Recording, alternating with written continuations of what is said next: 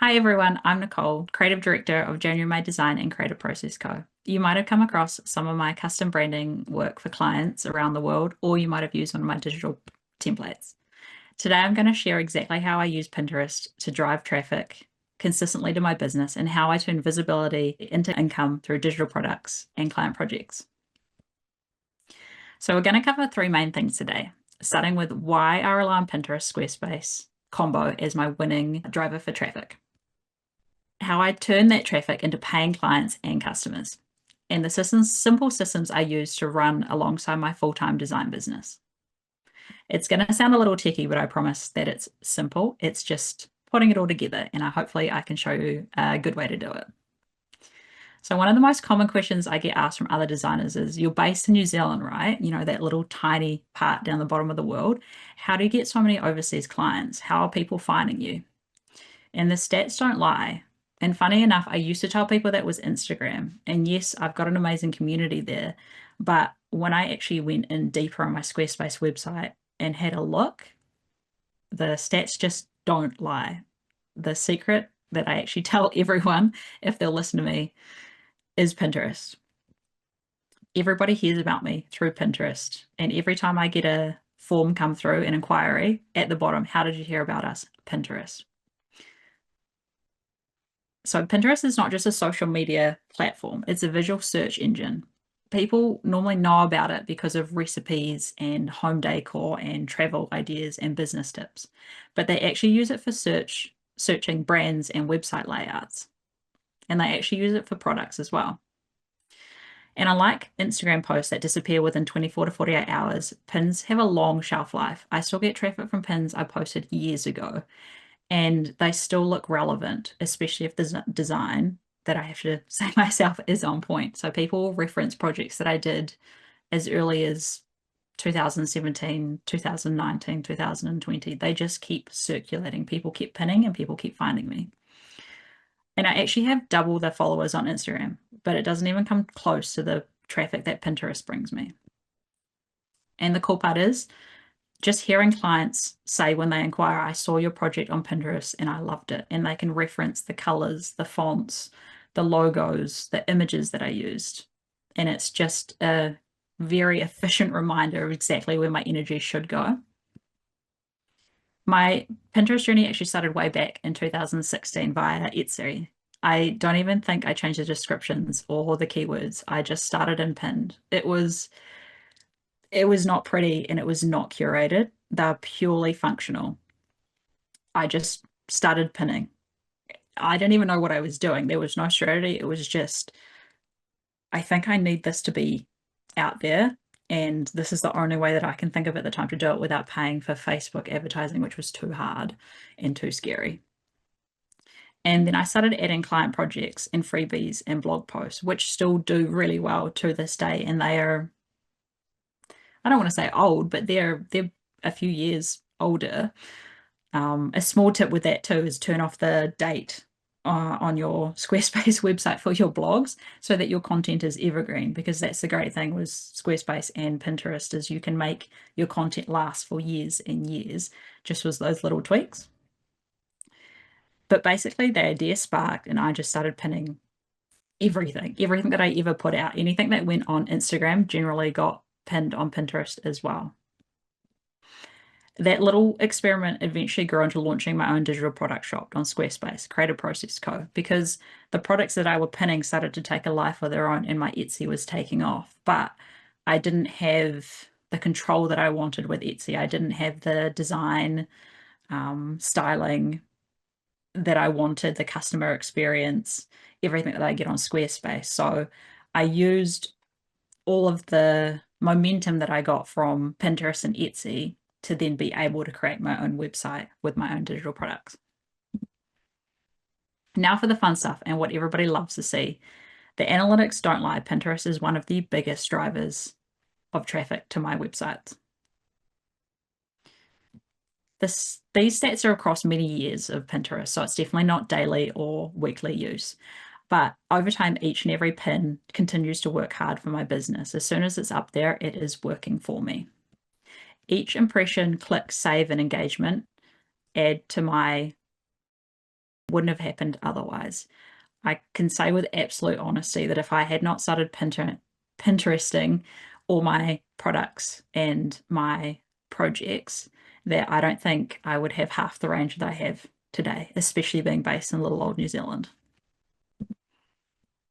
My content mix is simple. I pin a range of client work and portfolio examples. Freebies like planners, checklists to grow my email list, but that are also a warm up for larger digital products. They're almost like teasers to show people a small amount of a digital product, and then that leads them through to the full thing that they can purchase. So it might be just one page of a digital product, or like a couple social media templates for the whole bundle. And then also just, yeah, getting people started, seeing my content, trusting it, and then wanting to have more. Blog posts and valuable tips on design, business, and everything in between. This is where I've started to offer my thoughts and opinions and tools that I love, and it's helped establish me within the community as a place that you can go to trust the content that I put out, and then people are driven there through the Pinterest pins. And then I'll often create multiple pin designs for the same link, kind of like A/B testing. So this helps me see what's working and what's visually not working, because the crazy thing with advertising, which is hard for a designer to kind of hear, is that all the things that you think are really pretty often don't convert.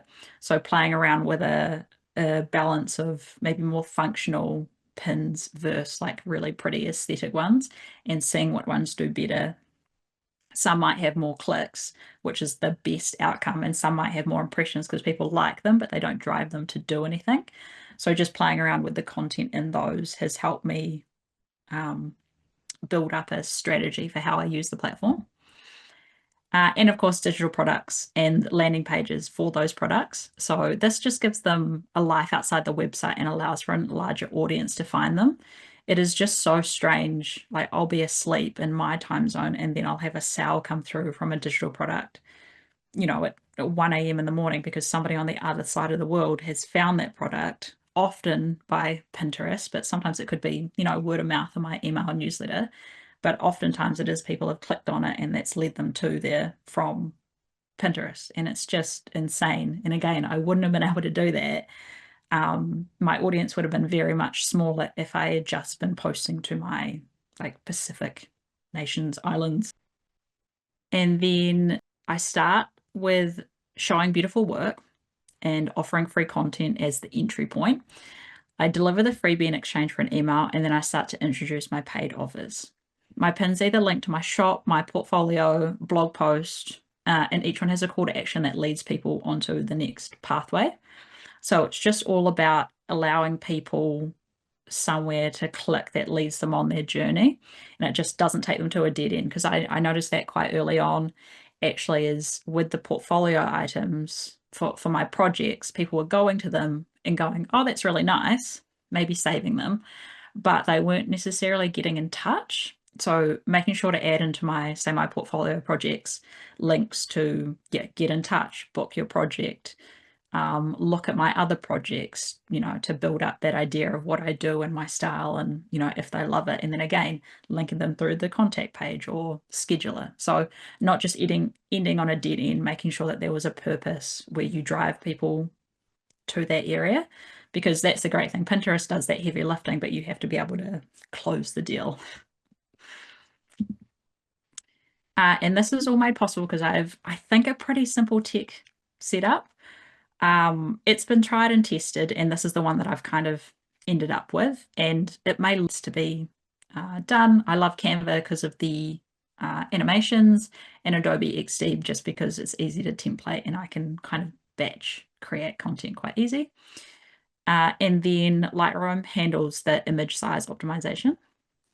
And then onto Squarespace, obviously, because this all wouldn't be possible without my blog, my shop, and my portfolio on Squarespace, which is where everything links back to, which is really important, that kind of end game.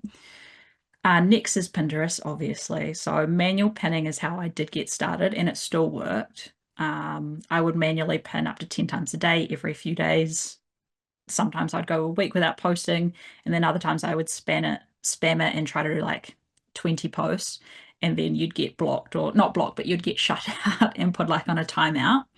So that led me to think, how can I do this more effectively and strategically? So I'm not like, I remember at one point I was seeing so much, like a good strategic amount of pins every day of the week. It's so easy to bulk upload and edit and pin. And then the cool thing is that it will set times based off your own Pinterest community and audience to post. So it's hitting people when they're getting onto the app. And now I use Flowdesk to take care of a lot of the freebie delivery or collecting email addresses for newsletters as well, just because it's an easy way to, just an easy platform, and you can set up either embedded forms or like pop-ups to collect those and send those out, trigger the send out. And my workflow looks a little like this. So I create the graphics in Canva or Adobe XD. Then I resize in Lightroom to make sure they're optimized for the web. So larger for Pinterest, you can go, I think, up to 2 megabytes. So you want them pretty clear, because people do, I think, more so use Pinterest on their laptop, but a lot of people use it on the mobile as well. And then smaller for my website. So you want to optimize those down to something like, I try to keep mine around 200 to 300 kilobytes, because if you're uploading, my go-to is like 15 images, but if those are all like 2 megabytes, that's going to drain your website and make it quite slow. So over time, I think it's important, especially if you're going to have lots of portfolio items or a lot of products, make sure the images are optimized. That's a really, really big thing, because you want your website to run smoothly, obviously.